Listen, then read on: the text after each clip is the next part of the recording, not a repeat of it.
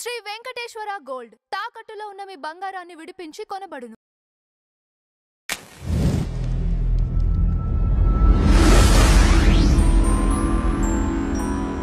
Madam నమస్కారం. నమస్తే madam, junior ఎన్టీఆర్కి నిన్న కూడా ఒక ప్రమాదం తప్పింది.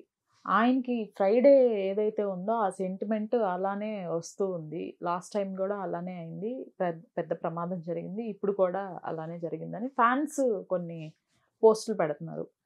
దీనిపైన మీ అభిప్రాయం ఏంటి? ఇప్పుడు షూటింగ్స్లో రిస్కీ షాట్స్ చేస్తారు. చేసేటప్పుడు ఖచ్చితంగా ప్రమాదాలు జరుగుతాయి, జరగకుండా ఉండవు. ఇక్కడ అన్నపూర్ణ స్టూడియోస్లో నిన్న యాడ్, ప్రైవేట్ యాడ్ చేస్తున్నారు. ఆ యాడ్ చేస్తుంటే అక్కడ టెక్నీషియన్స్ లోపం వల్ల ఏముంది, ఇప్పుడు అంతా మిషనరీయే కదా, అది ఏదో నట్టు బోల్టు దగ్గర ఏదో తేడా వచ్చింది, లేదంటే టెక్నీషియన్స్ అప్రమత్తంగా లేకపోవటం వల్ల ఏదో అతని మీద పడబోయింది. కానీ చాలా జాగ్రత్తగా అతను సేఫ్గా తప్పించుకోగలిగాడు దానిలో నుంచి. కాకపోతే ఏంటి అంటే కాలు మీద పడింది, ఇక దాన్ని అయితే తప్పించుకోలేకపోయాడు. కాలుకు గాయమైంది అనగానే ఇంకా ఇమ్మీడియట్గా ఆయన టీం అప్రమత్తం అయిపోయి ఆయనకి ఫస్ట్ ఎయిడ్ అది చేసి హాస్పిటల్కి తీసుకెళ్ళి ఎక్స్రేలు అన్నీ తీసి అంతా అయిపోయిన తర్వాత ఇంట్లో దిగబెట్టడం కూడా జరిగింది. ఇదేంటి అంటే ఈ సినిమాల వార్తలు చాలా ఈజీగా స్ప్రెడ్ అవుతాయి కదా. ఈ స్ప్రెడ్ అయ్యేసరికి అభిమానులు ఒక్కసారిగా అమ్మో ఏమైపోయింది మా ఎన్టీఆర్కి ఏమైపోయింది అని చెప్పి ఆరా తీయటం మొదలెట్టి, ఇప్పుడు సోషల్ మీడియా వచ్చింది కదా, ఇదివరకంటే ఏం చేసేవాళ్ళు అంటే గబగబా జనాలు ఎక్కడ వాళ్ళు అక్కడ ఆ సినిమా ఎన్టీఆర్ ఆఫీస్ ఏదన్నా ఉంది, సినిమా యాక్టర్ ఆఫీస్ ఏదన్నా ఉందంటే ఆఫీస్కి వెళ్ళడము అట్లా చేసేవాళ్ళు. వాళ్ళ ఇళ్ళకి వెళ్ళిపోవటము. అభిమానాన్ని అసలు మనం ఏంటిది అని మనం వర్ణించలేము, వ్యాఖ్యానించకూడదు కూడా, ఎందుకంటే అది వాళ్ళ అభిమానం అంతే. అయితే అలా వెళ్ళిపోయేవాళ్ళు. ఇప్పుడు అట్లా కాకోకుండా సోషల్ మీడియా హ్యాండిల్స్లో విపరీతంగా సెర్చ్ చేయటం, విపరీతంగా కామెంట్లు పెట్టడం, ఇదంతా చూసేసి అరే అభిమానులు చాలా ఆందోళన పడుతున్నారు అని చెప్పి ఇప్పుడు ప్రత్యేకమైన ఆయన టీం ఎవరైతే ఉన్నారో సోషల్ మీడియా టీం వాళ్ళు ఏమీ కాలేదు, ఎవరూ కంగారు పడొద్దు, జరిగింది ఇది అని చెప్పి సోదాహరణంగా పెట్టేసరికి అభిమానులు కూడా కాస్త కూల్ అయ్యారు. అయితే అభిమానుల్లో ఇంకాస్త అభిమానులు ఎక్కువ ఉండేవాళ్ళు ఉంటారు కదా, వాళ్ళేమి కామెంట్లు పెడుతున్నారు అంటే, అరే అసలు నిన్న ఫ్రైడే 2009లో జరిగింది కూడా మార్చి 26వ తారీఖు అర్ధరాత్రి, అంటే గురువారం రోజు రాత్రి 12 తర్వాత జరిగింది కాబట్టి అది కూడా శుక్రవారం కిందే వస్తుంది. ఆ రోజు శుక్రవారమే జరిగింది, ఈ రోజు శుక్రవారం జరిగింది, అసలు ఏమైనా శుక్రవారం సెంటిమెంట్ ఉందా అని చెప్పి వాళ్ళు తెగ కంగారు పడిపోతున్నారనమాట.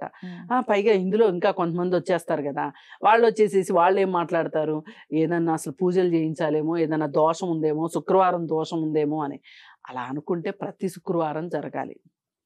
కాకపోతే మీ అభిమానం అలా మాట్లాడిస్తుంది, మీ మూఢభక్తి అలా మాట్లాడిస్తుంది అని చెప్పి అనుకోవటమే కానీ, ఇప్పుడు ఇక్కడ మనం చేసే ప్రతి పనిలోనూ కాజ్ అండ్ ఎఫెక్ట్ థియరీ అని ఒకటి ఉంటుంది, కార్యకారణ సంబంధం అంటారు దాన్ని. ఇది ఒక సిద్ధాంతం. ఇప్పుడు మనం ఏ కారణం లేకుండా ఒక పని చేయం, ఆ పని అంటూ చేసిన తర్వాత ఏదో ఒక ఫలితం వస్తుంది.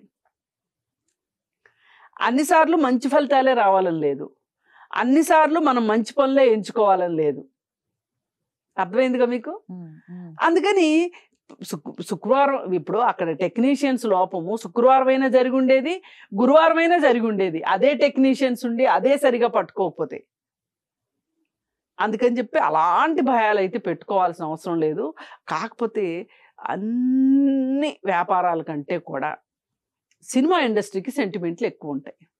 ఎందుకంటే ఏ సినిమా ఎందుకు ఆడుతుందో, ఏ సినిమా ఎందుకు పోతుందో, ఏ నిర్మాత జేబుకి చిల్లులు ఉంటాయో, ఏ సినిమా నిర్మాతకి అసలు జేబుకి చిల్లులే ఉండవో ఎవరూ చెప్పలేరు. ఇప్పుడు 100 మంది నిర్మాతలు సినిమాలు తీస్తూ ఉంటే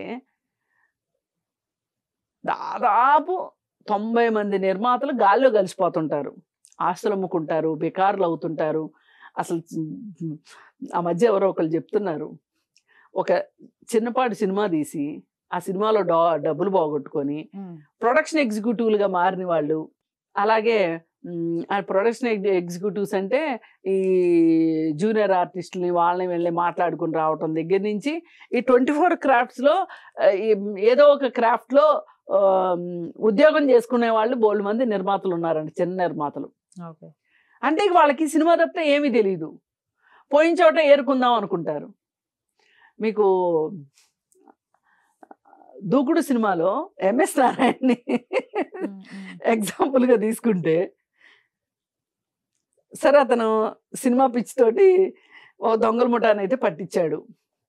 నువ్వే హీరో అంటే నమ్మేశాడు, హీరోనని చెప్పి నమ్మాడు. అతను నమ్మి జీవించేశాడు దాంట్లో. అయిపోయిన తర్వాత మధ్యలో ఎవరో అడిగితే ఆ కళ్ళ కింద బ్యాగులు ఏం చేస్తామంటే మేకప్తో ఇచ్చేస్తారన్నాడు, అది అన్నాడు, ఇది అన్నాడు, అంతా అయిపోయింది. చివరికి డబ్బులు పోగొట్టుకున్న తర్వాత అవును కదా నిజమే కదా నేను సినిమాలు ఏంటి అని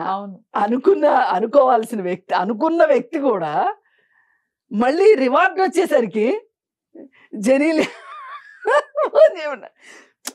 ఇట్లా ఉంటది నిర్మాతల వ్యవహారం, ఇలా ఉంటది. హీరోలు అలాగే నమ్ముతారు, నిర్మాతలు అలాగే చేస్తారు, డైరెక్టర్లు అట్లాగే చేస్తారు, ఈ ఇండస్ట్రీ అట్లాంటిది. అయితే మరి ఇంకెవరికి అసలు ప్రమాదాలే జరగలేదా? కూలీ అనే సినిమా, పాత కూలీ, ఓకే, చిరంజీవి. ఇప్పుడు కూలీ సినిమా ఏం చేశారు అమితాబ్ బచ్చన్ గారు. ఓకే, చాలా ఆ సినిమాలో ఆయనకి దెబ్బ తగిలితే ఆయన ఎన్నో రోజులు కోలుకోలే. ఆయన లివర్ డ్యామేజ్ అయింది. అప్పుడు చాలా రోజు ఇప్పటికే ఆయనకి కడుపులో నొప్పి వస్తూ ఉంటుంది అప్పుడప్పుడు. అప్పుడప్పుడు సడన్ గా సిక్ అయ్యారు అని చెప్పి అంటారు. అది ఆ ఎఫెక్ట్ అన్నమాట. అలాగే ఈ మధ్య ఒక సినిమా, ఇప్పుడు కొన్ని సినిమాల్లో యాక్సిడెంట్లు అయ్యి చనిపోయిన యాక్టర్స్ కూడా ఉన్నారు. ఎక్కడో దాకెందుకు, గొల్లపూడి మారుతిరావు గారు అబ్బాయి గొల్లపూడి శ్రీనివాసు మొదటి సినిమాకి అతనికి అవార్డు వచ్చింది. రెండో సినిమా తీయబోతా ఏదో షార్ట్ గురించి చెప్తా నీళ్ళల్లో షార్ట్ చేస్తా నీళ్ళల్లో పడిపోయి చనిపోయాడు. ఇట్లా అసలు మీరు లెక్కలేనంత మంది చనిపోయారు సినిమాల్లో. స్టంట్ మాస్టర్లు చనిపోతుంటారు అప్పుడప్పుడు. జూనియర్ ఆర్టిస్టులకు బోలెడు దెబ్బలు తగులుతూ ఉంటాయి, డూపులకి దెబ్బలు తగులుతూ ఉంటాయి. ఎందుకంటే హీరోల బదులు వాళ్ళు చేస్తుంటారు కదా కొన్ని రిస్కీ షాట్లు. కాకపోతే ఇప్పుడు ఈ అల్లు అర్జున్, జూనియర్ ఎన్టీఆర్ ఇట్లాంటి వాళ్ళు రిస్కీ షాట్లు కూడా ఒకప్పుడు కృష్ణ చేసేవాడు, సాహసానికి మారిపేరులాగా. అలా చేసేప్పుడు వాళ్ళకు కూడా దెబ్బలు తగలటం, రెస్టులు తీసుకోవడం ఇవన్నీ చాలా మామూలు. కాకపోతే ఏంటి అంటే అందరి ఫ్యాన్స్లోకి జూనియర్ ఎన్టీఆర్ ఫ్యాన్స్ వేరయ్యా అన్నట్లు వీళ్ళు ఎక్కువ ఫీల్ అవుతారు. అందుకని చెప్పి ఫ్యాన్స్ మీరు ఒకటి అర్థం చేసుకోండి, సినిమా అంటేనే రిస్క్. డబ్బులు ఎంత రిస్కో ప్రాణాలు కూడా అంతే రిస్క్. ఎప్పుడు ఏం జరుగుతుందో తెలియదు. ప్రతి శుక్రవారం, గురువారం రాత్రి, రేపొద్దున సినిమా రిలీజ్ అవుతుంది అంటే వాళ్ళు నిద్రపోరు. ఆ రోజు రాత్రి నిర్మాత నిద్రపోడు, హీరో నిద్రపోడు.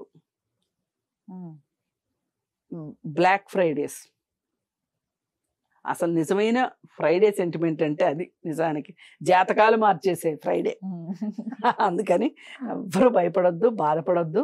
మీ జూనియర్ ఎన్టీఆర్కి ఏం కాదు. Right madam, thank you.